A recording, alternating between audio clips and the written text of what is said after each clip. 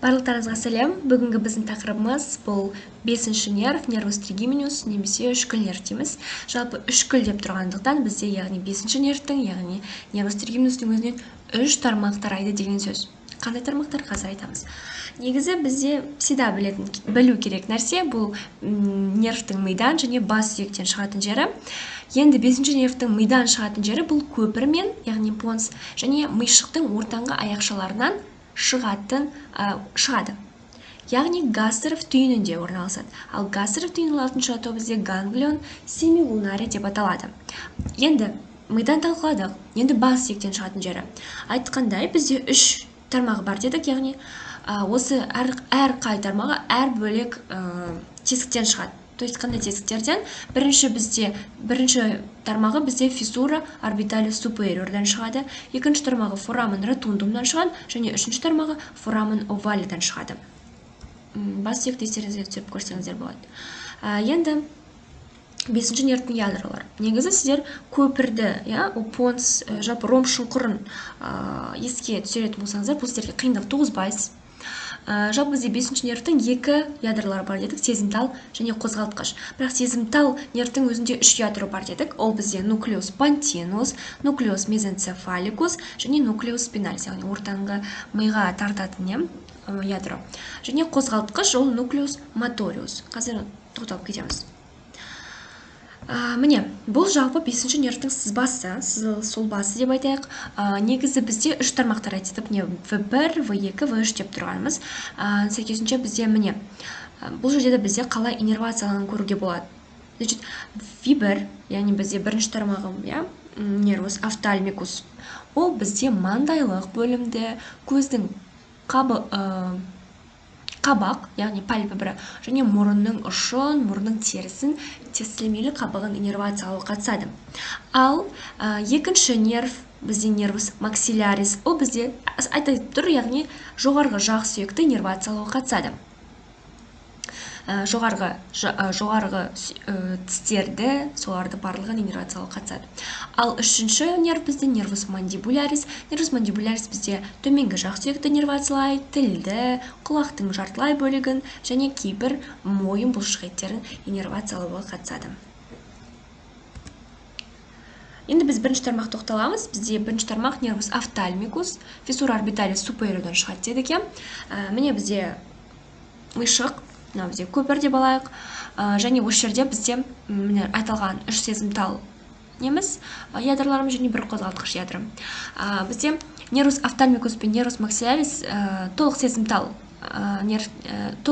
нерв, ал нервус мандибулярис бізде аралас, яғни сезімтал және қозғалтқыш нерв болып табылады. Оны неге? Қазір айтамыз.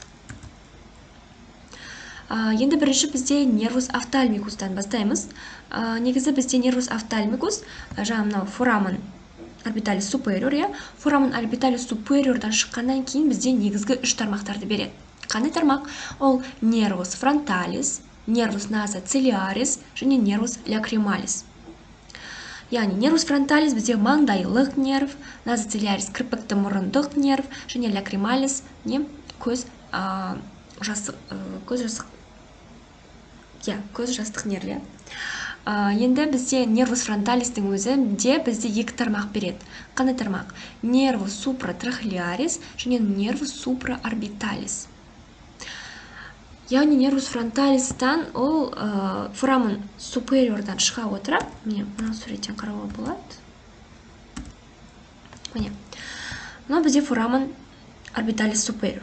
Осы жақтан бізде 2 нерв шықты. Нервус фронталис шықты деп айтайық. Нервус фронталис шығатта былай келетте 2 тармағын береді. Нервус супраорбиталис және нервус супратрахеарис. Және олар не істейді?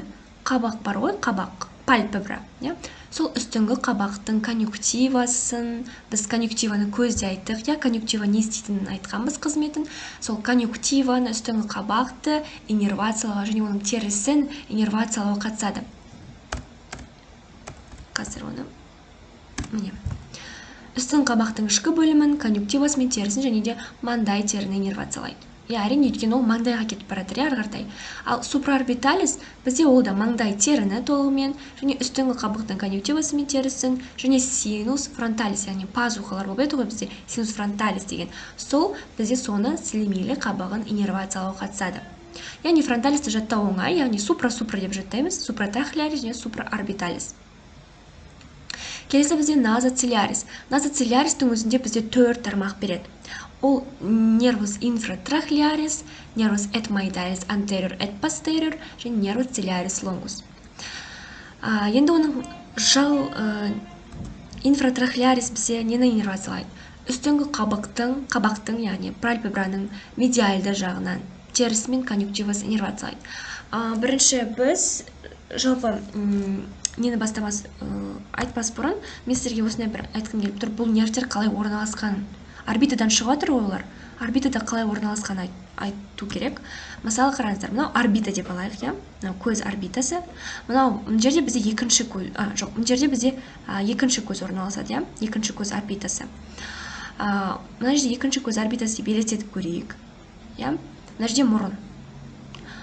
Яғни бізде мына көз орбитасының мынау латеральды бөлігі L деп тұрғанбыз, а M медиальды бөлігі. Себебі ол көзге мынау жақын болып тұр, медиальды латеральды ажыраталсаңыз. Міне, және мұнда мұрын дедік, Енді медиальды жағында бізде қандай нерв орналасады? Бұл назоцилиарис. Міне, осы нерв бізде и медиальды жағында орналасады. Жерде. Ал фронталис аталған, ол бізде ортасында орналасады. Ал лакрималис бізде шетінде орналасады. Жаттау оңай, L, лакрималис деген секілді. Енді біз жалпы түсіндік қалай орналасқан, үш нервтің орбитада.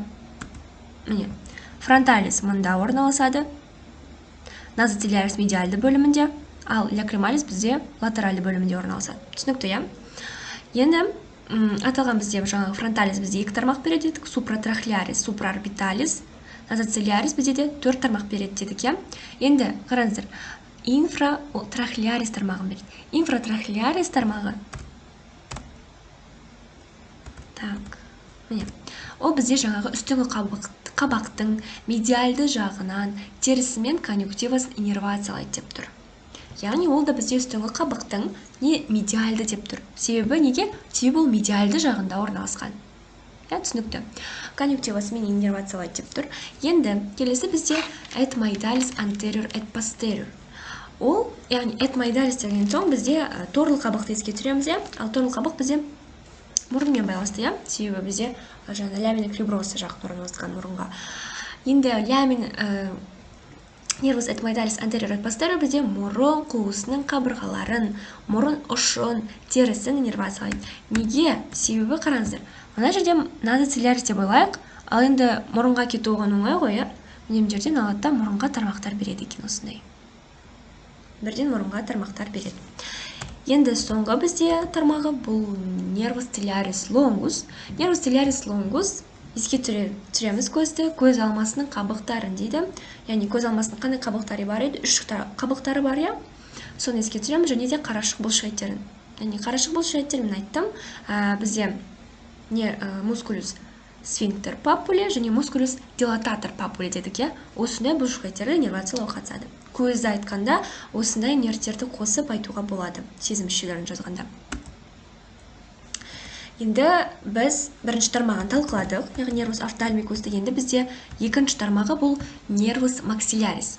Нервус максилярис бізде қайдан шығады дедік? Форамен ротундумнан шығады дедік, Форамен ротундумнан шығады. Шыққаннан кейін ол бірден неге түседі? Осындай бір шұңқырға түседі. Ол шұңқырдың аты бізде фосса птерика палятина деп аталады, яғни қанат таңдайлық шұңқырға келіп түседі. Қанат таңдайлық шұңқырға келіп түседі. Кейін қанат таңдайлық шұңқырға келіп түскенде бізде одан шығып, бізде бір тармақ береді. Қанат таңдайлық шұңқырдан шыққаннан кейін бір тармақ береді. Қандай тармақ? Ол бізде ол нервус alveolaris superioris posтерioris деп аталады. Яғни бізде нені иннервациялауға қатысады? Тістің жоғарғы тістердің артқы бөлімін иннервациялауға қатысады. Яғни қандай тістерді иннервациялайды? Премолярлы тістерді иннервациялайды екен. Ең артта тұрған тістерді иннервациялайды. түсінікті, иә? Форамен ротундумнан шығады да бірден фоса птерика палатинаға келіп түседі де, бірден шыққаннан кейін бір тармақ береді. Ол нервус альвеолярис супериорис постериорис деп аталады. Енді мына жерге қарайық. Мынау бізде фоса птерика палатина дедік, иә? Фоса птерика палатина, қазір 5 минут.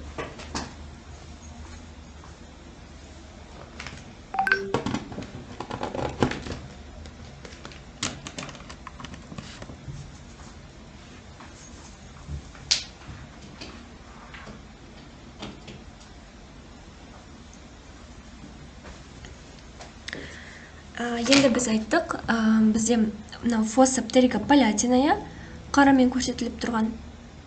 Фоса птерика палатинадан кейін бізде айттық, мынау фоса птерика палатина, одан кейін бізде ол шыққаннан кейін бір тармақ береді дедік. Фоса птерика палатинадан нервус альвеолярис супериор постериор дедік, иә?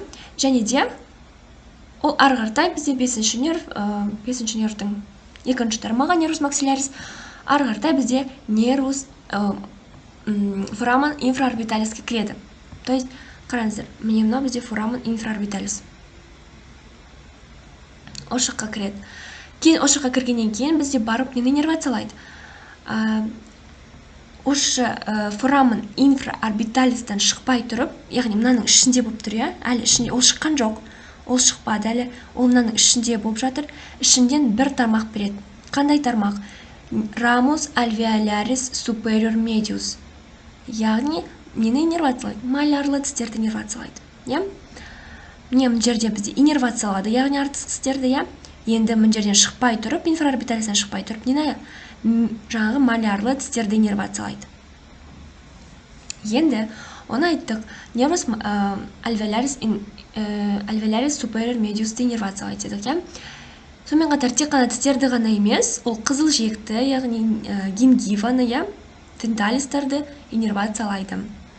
Кейін ол бізде жаңағы форамен инфраорбиталистан шығады, уже шығатын жерге келеді, және өзінен 3 тармақ береді. Қандай тармақты береді? Осындай бір тармақты береді. Ramus palpebralis inferioris. Яғни мына жаққа береді, нені береді? Төменгі қабақты иннервациялайды. Төменгі қабақты иннервациялайды. Келесі, нервус назалис экстерни этентерни, яғни мұрынға береді, мұрынның терісін, сілемейлі қабығын иннервациялайды, және тағы бір тармақ береді, ramus labialis superior, яғни жоғарғы ерінді иннервациялайды екен.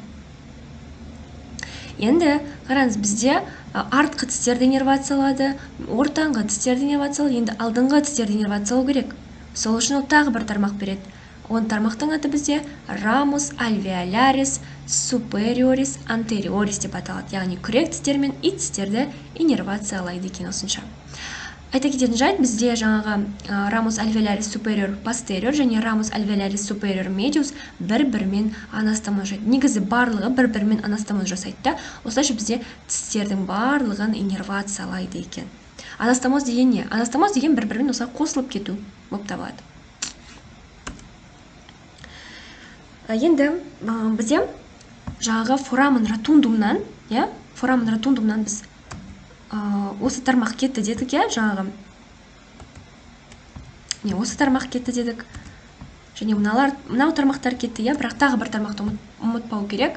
Бұл тармақтың аты бізде, бұл тармақ негізі бізде таңдайлық бөлімді, яғни таңдайды иннервациялауға қатысады. Яғни бізде форамен ротундумнан тағы бір тармақ тарайды. Ол тармақ бізде мұна үлкен каналдан өтеді. Бұл канал аты қандай? Каналис палатинус майор деп аталады, үлкен таңдайлық канал деп аталады. Осы үлкен таңдайлық каналдан шыққаннан кейін ол нервтің аты бізде қалай аталады? Нервус палатинус майор. Сәйкесінше ол бізде қатты таңдайды иннервациялайды.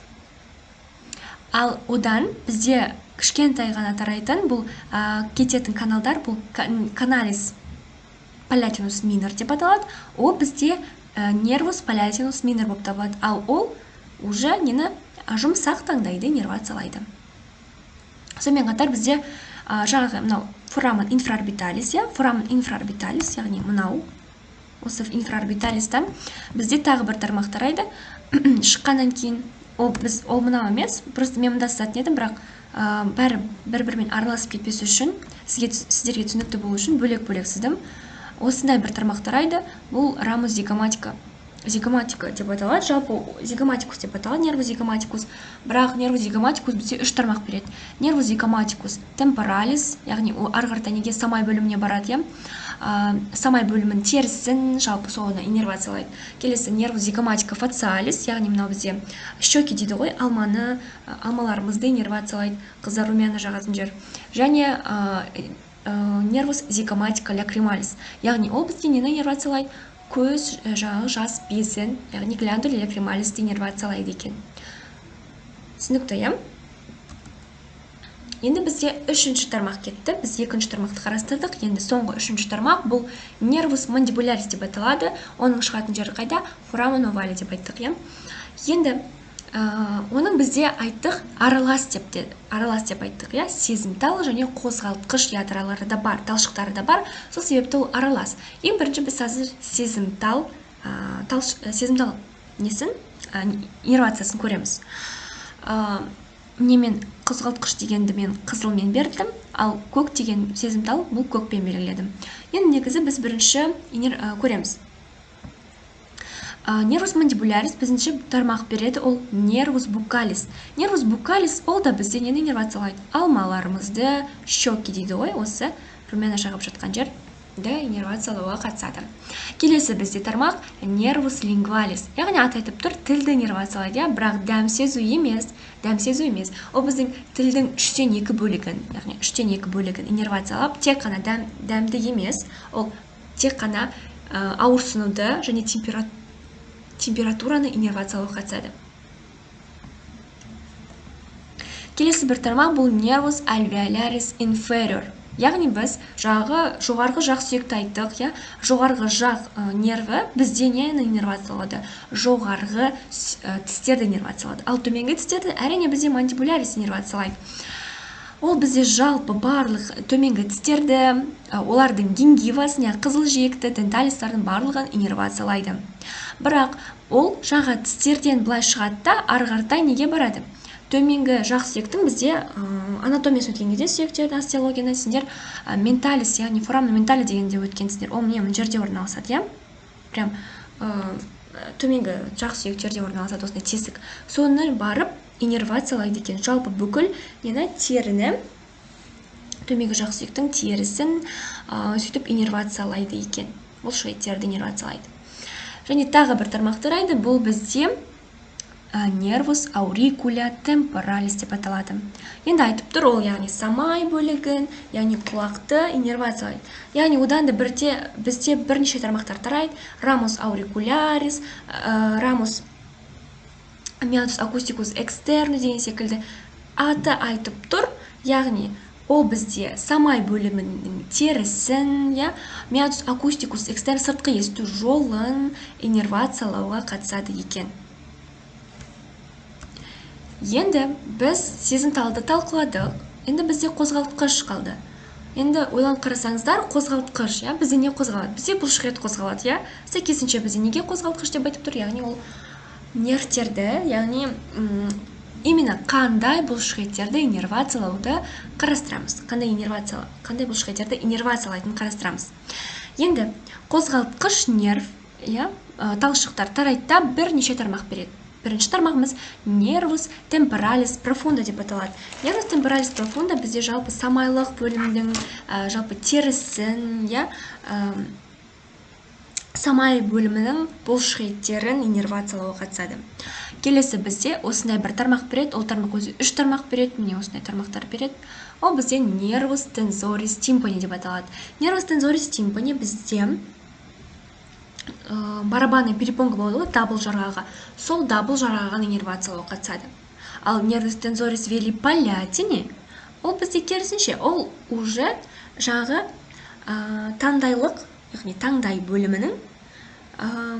бөлімінің бұлшықеттерін иннервациялауға қатысады. Тартылған деп тұр, яғни вели деген тартылған, сол тартылған бұлшықеттерді иннервациялайды. Ал нервус птерикоидеус медиалис қанат таңдайлы бұлшықеттерді иннервациялайды. Міне ол примерно осы жерде орналасады, Келесі тармақ бұл нервус массатерикус. бұлшықеттерді естеріңізге түсірсеңіздер, бізде мимикалық бұлшықеттерге, мимикалық бұлшықеттер, шайнал бұлшықеттер деп бөлетін еді. Яғни бізде нервус мускулус массатерикусты иннервациялауға қатысады. Енді келесі тағы бір тармақ нервус птеригоидеус латералис. Нервус птеригоидеус латералис ол да бізде қанат таңдайлы бұлшықеттерді иннервациялауға қатысады. Және тағы бір тармақ бұл нервус милогеидеус. Милогеидеус бізде қайда жататын еді? Әрине, ол бізде мойын бұлшықеттеріне жататын еді. Мойын бұлшықеттерін иннервациялауға қатысады екен. Айттым мен жаңа, бізде нервус мандибулярис кейбір мойын бұлшықеттерін иннервациялайды. Яғни ол нервус милогеидеус,